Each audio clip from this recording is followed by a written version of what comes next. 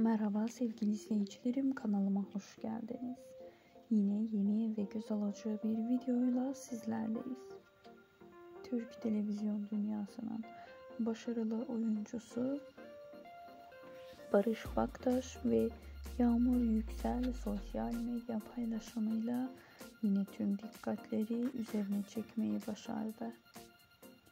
Aşk dolu paylaşımları ile sosyal medyada milyonlarca beğeni alan Barış Baktaş ve Yağmur Yüksel'in özel ve muhteşem fotoğrafları siz değerli takipçileri ve hayranları için buyurup izleyebilirsiniz. Yeni videolarda en son paylaşımlarda görüşmek üzere. Hoşça kalın.